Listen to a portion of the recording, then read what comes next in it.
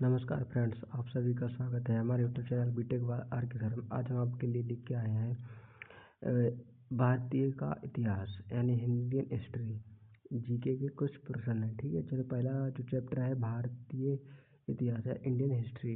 Okay, चलिए शुरू करते हैं। पहले बन रहा है प्राचीन भारतीय इतिहास के स्रोत।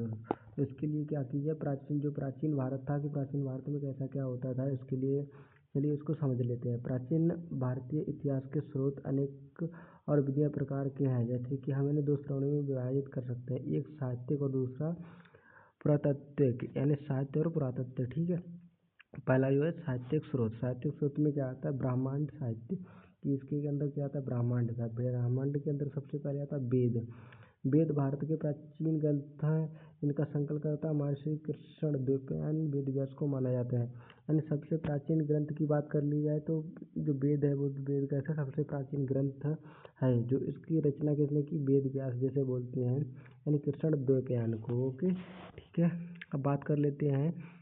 वेदों की 4 संख्याएं हैं। कौन कौन से वेद हैं, ये 4 वेद होते हैं। नंबर 1 ऋग्वेद, यजुर्वेद, सामवेद और अर्थवेद। ठीक है, तो ऋग्वेद की बात कर लेते हैं, ये प्राचीनतम वेद माना जाता है। तो सबसे पुराना जो वेद है वो तुम्हारा ऋग्वेद है। ठीक है, ये इसमें कुल 10 मंडल और 1028 सूक्तें हैं। ठीक है, वेद को पढ़ने के बारे में महर्षि को होत्र कहते हैं। ठीक है, ऋग्वेद को पहला एवं 10वां मंडल सबसे अंत में जोड़ा गया है।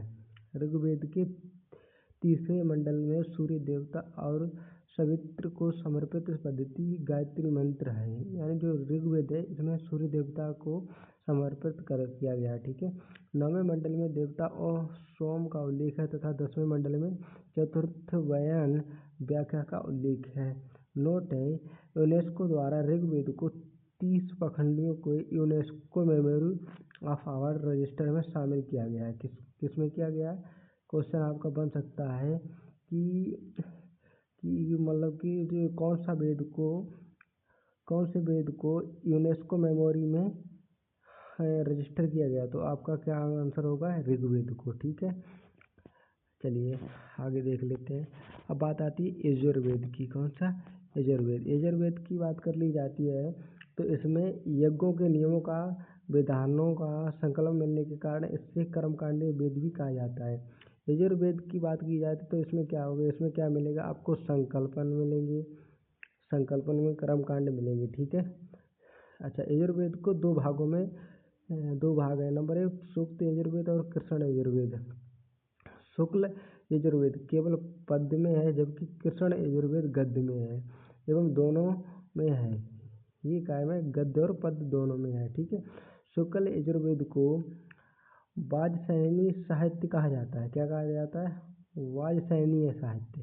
ठीक है, यजुर्वेद के मात्रों का उच्चारण करने वाले पुरोहित ऊर्ध्ववायु कहलाते हैं। ठीक है, चलिए तीसरा वेद की बात कर लेते हैं, सामवेद। सामवेद का मतलब, साम का अर्थ है गान होता है। ठीक है, और सामवेद इसमें मुख्यतः यज्ञों के अवसर पर पाए जाने वाले जो मंत्रों का संग्रह सामवेद में भारतीय संगति के द्वारा किया जाता है। जहाँ पे संगति होती है वहाँ पे क्या होता है, यजुर सामवेद होता है। क्या होता है, सामवेद। चलिए की उत्पत्ति मानी जाती है। इस ग्रंथ में कुल 1875 रचनाएं हैं, जिनमें से मूल रूप में 99 रचनाएं ही सामवेद की है, शेष ऋग्वेद से ली गई हैं रचना। ठीक है, सामवेद के मंत्रों को गाने वाला उद्गाता कहलाता है। क्या कहलाता है, उद्गाता है। जो सामवेद को गाता है उसे कहते हैं उद्गाता कहते हैं। अच्छा, चौथा जो वेद है अर्थवेद।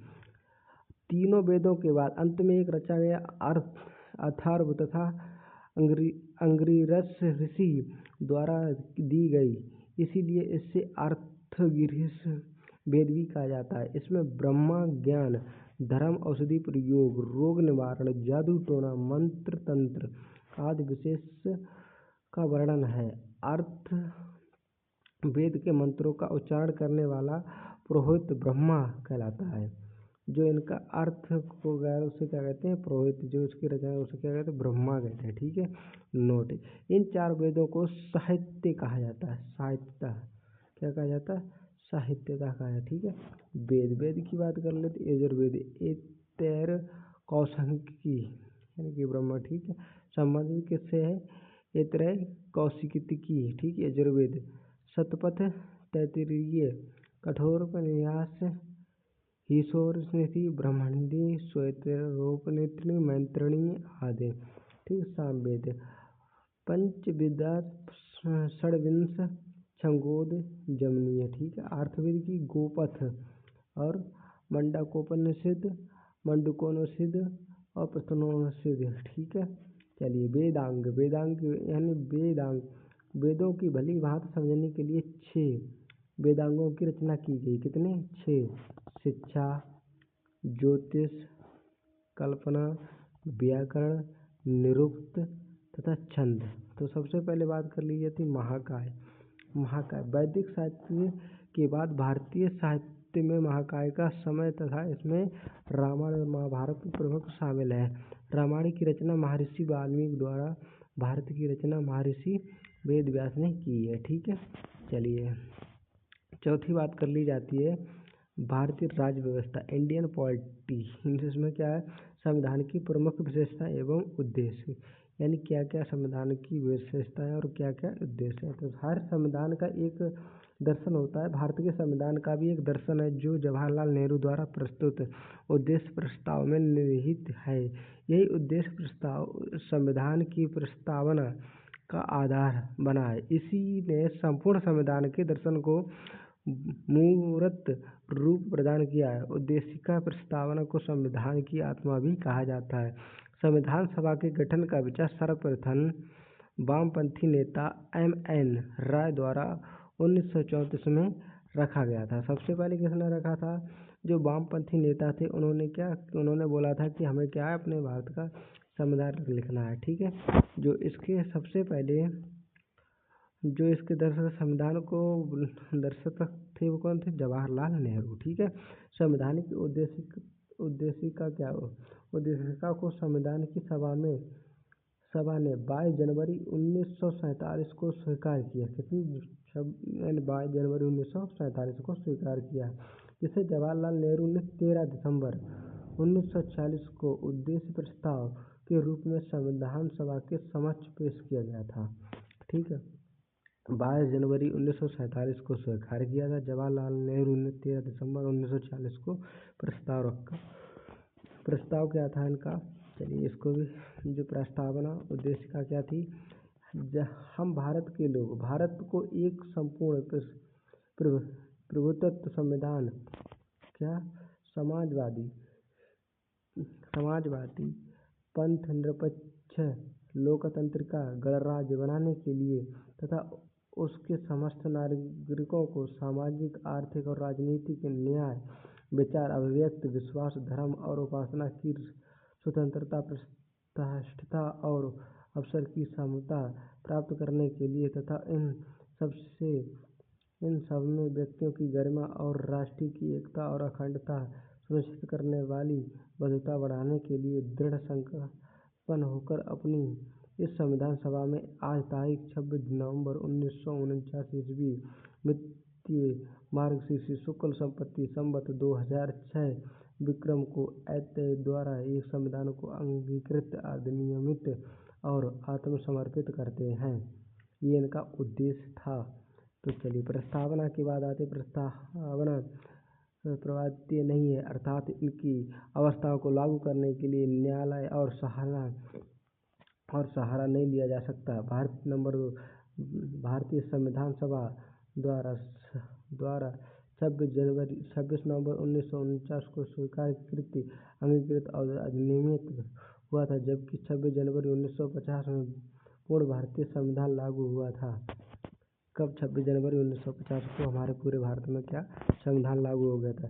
संविधान को 26 जनवरी के दिन लागू किया गया था करने का निर्णय भारतीय राष्ट्रीय कांग्रेस के द्वारा लाहौर अधिनियम दिसंबर 1929 ईस्वी की गई थी घोषणा तथा 26 जनवरी 1930 के दिन पूर्ण स्वराज दिवस के रूप में मनाया जाने के कारण लिया गया पाया। संविधान नंबर 4, संविधान सभा का चुनाव अप्रत्यक्ष निर्वाचन पद्धति द्वारा हुआ था, जिसमें प्रत्येक 10 लाख की संख्या पर आधारित चुना गया था। संविधान सभा में कुल 389 सीटें हैं। ब्रिटिश भारत 296 ऐसी रियासतें 93 थीं जिनमें ब्रिटिश भारत की सीटों में कांग्रेस को 208, मुस्लिम लीग को 73 तथा अन्य छोटे दलों को 15 सीटें प्राप्त हुई। संविधान सभा में कुल 15 महिलाएं थीं। ठीक है। संविधान सभा की निर्माण प्रक्रिया में श्री B.N. राव को संवैधानिक सलाहकार नियुक्त किया गया तथा विश्व के लगभग 60 महत्वपूर्ण देशों के संविधान का अध्ययन किया गया। जब संविधान हमारा बना तो 60 देशों का संविधान पढ़ा गया। उसके बाद हमारा देश का जो निचोड़ रहा था उसी से क्या बना हमारा संविधान। संविधान सभा की पहली बैठक 9 दिसंबर 1940 ईस्वी को हुई थी। संविधान के फाइनल ड्राफ्ट को बनाने में 2 साल 11 माह 18 दिन का समय लगा था। जो संविधान बना था उसे बनाने में कितना समय लगा? 2 साल 11 महीना और 18 दिन लगे थे। संविधान सभा में संविधान का प्रथम वाचन 4 से 9 नवंबर 1948 को द्वारा तथा द्वितीय वाचन 15 नवंबर 1948 से 17 अक्टूबर 1949 तक तथा तृतीय वाचन 14 नवंबर से 26 नवंबर 1949 तक चला। संविधान सभा का सभापति मोहर हाथी है। ठीक है। एन मुखर्जी को संविधान सभा का मुख्य प्रारूपकार नियुक्त किया गया था। संविधान सभा के 7वें अधिनियम में महात्मा गांधी को श्रद्धांजलि अर्पित की गई। ठीक है। भारतीय संविधान की मूल प्रविष्टियों को हीलियम में रखकर सुरक्षित रखा गया है। भारतीय संविधान पूर्णतः हस्तलिखित है। इसमें श्री प्रेम बिहारी नारायण राजयाद ने लिखा था। संविधान के प्रस्तुत हिंदी संस्करण को सजाने का कार्य संकलित है निकेतन के सलाहकार नंदलाल बोस द्वारा किया गया है। संविधान में कुल 395 अनुच्छेद, 22 भाग और 12 अनुसूचियां हैं। ठीक है। चलिए तीसरी बात कर लेते हैं जियोग्राफी की बात करें जिसे बोलते हैं भूगोल, वर्ड ऑफ ग्राफ। परिचय की बात कर लेते हैं। जियो एक प्राचीनतम विज्ञान है। इसमें नींव प्रारंभिक यूनानी विद्वानों के कार्यों में दिखाई पड़ती है। जियोग्राफी शब्द का प्रथम प्रयोग यूरोप यूनियन विद्वान एरिस्टोटेनिस ने 3री शताब्दी ईसा पूर्व में किया था। मार्टिनिया वैसाम को विश्व ग्लोबल का निर्माता कहा जाता है। विश्व मानचित्र का निर्माण करता नेकजीवेंड स्ट्रैबो ने भौगोलिक विश्वास कोश की रचना की है। आधुनिक भूगोल का पिता अलेक्जेंडर वान हम्बोल्ट को कहा जाता है। खगोल विज्ञान के क्षेत्र में अंतर्राष्ट्रीय स्तर पर अनुसंधान सहयोग एवं अध्ययन को बढ़ावा देने के लिए 1919 में अंतर्राष्ट्रीय खगोल संघ IAU का गठन किया गया था, जिसका मुख्यालय पेरिस यानी फ्रांस में है। ठीक है। बात करते हैं ब्रह्मांड की, जैसे बोलते यूनिवर्स। ब्रह्मांड एक वैज्ञानिक अध्ययन यानी कॉस्मोलॉजिकल कहलाता है। गॉड पार्टिकल हिग्स ने ब्रह्मांड की उत्पत्ति के रहस्यों को सुलझाने का प्रयास किया जा सकता है। ब्रह्मांड की उत्पत्ति के विषय में 3 मुख्य सिद्धांत हैं। महाविस्फोट सिद्धांत, बिग बैंग थ्योरी। इसका प्रतिपादन बेल्जियस के पदाधिकारी चार्ल्स लेमेटेयर ने किया था। महाविस्फोट सिद्धांत को ही ब्रह्मांड की उत्पत्ति का मानक सिद्धांत माना जाता है। साम्यावस्था सिद्धांत, इसका प्रतिपादन Gold Hermann Bondi and Sir Frederick Hoyle ने किया। ठीक है। हॉल दोलन सिद्धांत, ब्रह्मांड के विस्तार और संकुचन के संबंध। इस नए सिद्धांतों के प्रवर्तक डॉक्टर एलन सैंडर्स हैं। ब्रह्मांड में पाए जाने वाले आकाशीय पिंडों की विशेषता का वैज्ञानिक अध्ययन खगोल के अंतर्गत आता है। सर्वप्रथम कोपरनिकस ने 16 शताब्दी में प्रतिपादित किया था कि सूर्य हमारे सौरमंडल का केंद्र है और पृथ्वी इसकी परिक्रमा करती है। खगोल केपर ने 17वीं शताब्दी में ग्रहों की गति संबंध नियमों को प्रतिपादित किया था। ठीक है। अच्छा, खगोलीय एडविन हब्बल ने बताया कि हमारी आकाशगंगाओं के समान ब्रह्मांड में कई आकाशगंगाएं पाई जाती हैं। आकाशगंगाएं यानी गैलेक्सी। एक आकाशगंगा के निर्माण की शुरुआत हाइड्रोजन गैस से बनने वाले विशाल बादल के संचरण से होती है, जिसमें नीहारिका कहलाते हैं। ब्रह्मांड में पाए जाने वाले तारों, ग्रहों, उपग्रहों आदि के जमा पुंज को आकाशगंगा कहलाते हैं। ठीक, आकाशगंगा मंदयाकिनी को सबसे पहले गैलीलियो ने टेलीस्कोपिको की सहायता से देखा था। ब्रह्मांडीय आकाशगंगा दीर्घवृत्ताकार और स्फेरिकल अर्थव्यवस्था पर आकृति बनाने की गई है। हमारी आकाशगंगा दुग्ध, मेघालय, मंदाकिनी, मिल्क वाई समर्पिल आकृति की गई है। तारा जिसे बोलते हैं स्टार। ठीक है, स्टार की बात कर ली जाए तो तारे ब्रह्मांड में पाए जाने वाले गैसों के चमकदार पिंड होते हैं, जिनमें अपना प्रकाश पाया जाता है, जिसका स्रोत नाभिकीय संलग्न होता है। तारों में सर्वाधिक मात्रा हाइड्रोजन 70% की होती है। इसके बाद हीलियम गैस की मात्रा होती है। एक निश्चित आकृति में व्यवस्थित तारों के समूह को नक्षत्र कहा जाता है। तारों का रंग उसकी आयु का सूचक होता है। जो तारा जो चमकीला होता है उसकी आयु उतनी ही कम होती है। पृथ्वी के ध्रुव पर 90 डिग्री का कोण बनाने वाला तारा ध्रुव पोल यानी स्टार तारा कहलाता है। जब चंद्रमा सूर्य और पृथ्वी के बीच आता है तो इस ग्रह कहा जाता है। इस घटना को केवल अमावस्या ही होता है। खगोलीय दूरी तथा तारों नक्षत्रों के मध्य लंबी दूरियों को प्रकाश वर्ष कहा जाता है। एक प्रकाश वर्ष द्वारा निर्वात वर्ष में तय की गई दूरी के बराबर होता है। हमारे अंतरिक्ष में कुल 89 तारामंडल है।